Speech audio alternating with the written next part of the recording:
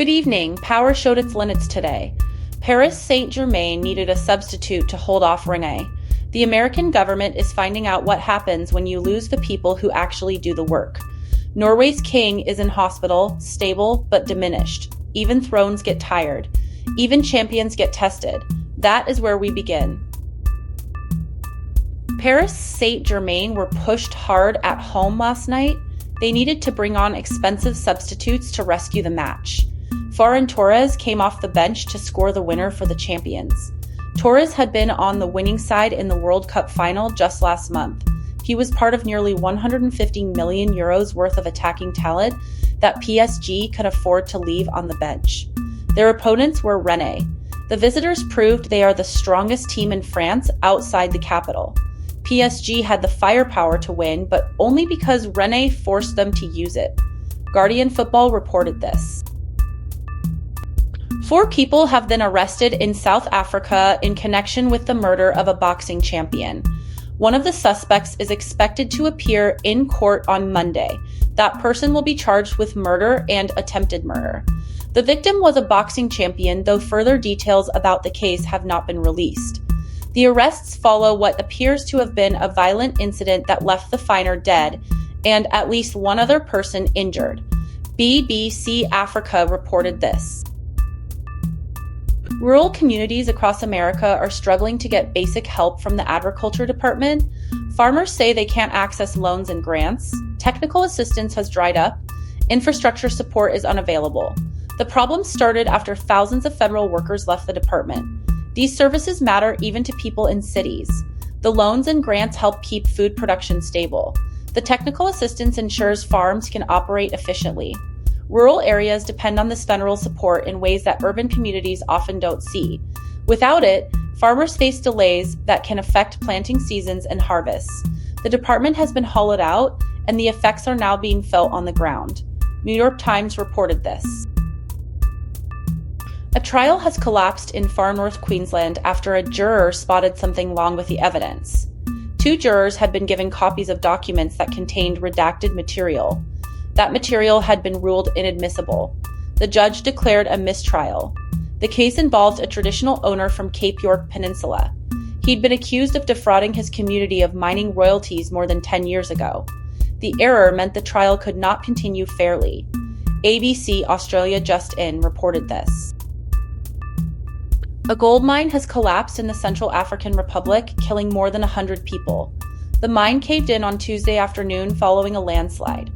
It happened in the village of Zamboyi in the western part of the country, about 50 kilometers from the town of Babila and close to the border with Cameroon.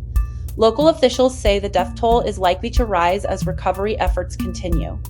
The mine was artisanal, meaning it was small scale and operated by hand rather than by a large company.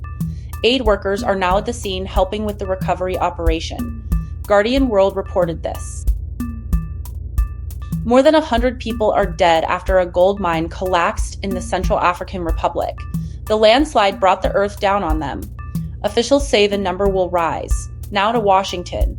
The White House wants a new ballroom. $600 million. Trump says Americans will donate the money themselves, patriotic gifts. But a report says there is already a bunker under the building, nuclear-proof, built after September 11th. Officials ask why security requires a ballroom when the shelter is already there. The White House is planning to add a new ballroom. The Trump administration says it will pay for the construction using what it calls patriotic donations from Americans. There's nothing new about the federal government accepting voluntary donations from citizens. That's been happening since the country was founded. But questions are being raised about this particular project. Using donations specifically branded as patriotic to build a ballroom at the lighthouse is drawing scrutiny. The administration has not said how much money it hopes to raise or when construction might begin. Independent reported this. The White House already has a nuclear-proof bunker that can protect the president during an emergency.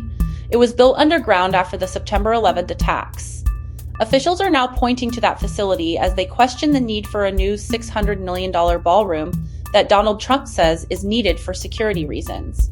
The former president has argued the ballroom is essential to keep him safe. but those familiar with the existing bunker say it was specifically designed to safeguard whoever holds the office. The underground facility remains in place and operational. That raises questions about whether such an expensive new construction project can be justified on security grounds alone. Independent reported this. The opening weekend of the Premier League season brought mixed results for some of England's biggest clubs. Aston Villa suffered a heavy defeat. Manchester United also stumbled in their first match. Liverpool's start raised questions too. CBS Soccer has assessed which teams should be concerned after the opening round of fixtures and which can afford to stay calm. The analysis looks at panic levels across the league following Matchday 1. Villa's loss was described as a blitz. United's performance fell short of expectations. For Liverpool, the verdict suggests patience may be needed as the season gets underway. The opening weekend often produces surprises. This year was no exception for these three clubs. CBS Soccer reported this. A specialist ship has reached Christmas Island to collect a SpaceX rocket.